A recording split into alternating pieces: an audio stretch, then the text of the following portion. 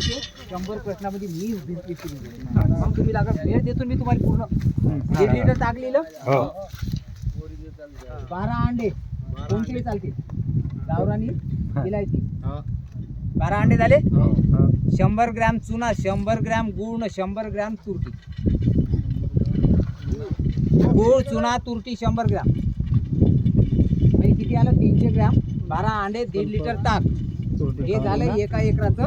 चुना तुरटी येऊ द्या पॉईंट वरती येऊ द्या गुळ चुना तुरटी 100 ग्रॅम झालं का हो आलं बरोबर पहिले ताकाचं ताक मग टाकायचे याच्यात अंडे तुम्ही फोडूनही टाकू शकता किंवा डायरेक्ट मिक्स करायचे बरोबर आहे मग टाकायचं बारीक करून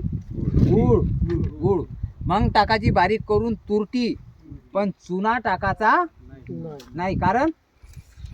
त्याच्यामध्ये ताकात ना अंड्यात राहते जीवाणू त्याच्यात जर तुम्ही डायरेक्ट चुना टाकला तर ते फतून सगळं मरून जाईल इथं डोकं वापर जा याच्यासाठी चुन्याची निवळी तयार करायची आहे चुन्याची निवळी माहित आहे ना पाण्यात भिजू घालायचं जास्त पाणी त्यातून वरचं पाणी मिक्स करायचं याच्यामधून बुरशीनाशक प्रतिजैविक अँटीसेप्टिक अळीनाशक सगळे याच्यातूनच भेटते जोपर्यंत तुमच्या पिकावर जास्त रोगाचा अटॅक राहत नाही तोपर्यंत याच्याच करायचे 6 पंप आहे हे द्रावण किती एकराचं आहे एका एकराचं या मापात तुम्ही तुमचं मग 25 एकर 15 एकर पुढचं वापरू शकता आणि हे घरी बनते म्हणून याच्यावर विश्वास कमी आहे चांगला आहे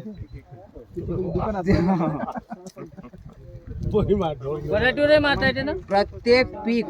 तुम्हाला अजिबात कृषी केंद्रात जायचं कामही पडत नाही घरी जर भाजीपाला किती दिवसात बनते हे 15 दिवस सडू घालायचं पहिले 15 दिवस अगोदर पहिले कमी लागायचं 15 दिवस सोडू मग 15 दिवसापासून तुम्ही वर्षभर जरी त्याला वापरलं जितकं यानं जर तुम्ही कंटिन्यू वापरलं एवढं सडते वास येते खराब का तुमच्या याच्यात डुक्कर न वाढणे नाही येत तुमचा प्रश्न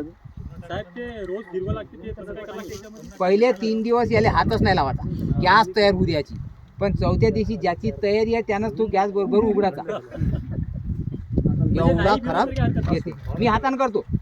माळकरी माणूस आहे पण हातानं करतो कारण आपले पिकं त्यानं वाचते यानंच हा हो मग दररोज ढवळान त्याला हो चुन्याची निवळी तयार झाल्यावर तुम्ही टाकू शकता दुसऱ्या दिवशी टाकू शकता चुन्याची निवळी म्हणजे शुद्ध पाणी आपण जर तो गाडा जाऊ दिला का डायरेक्ट चुना टाकला तर चुना असा फतफत करते का नाही मग गरम झाल्यावर तुमची जीवाणू जिवंत राहील का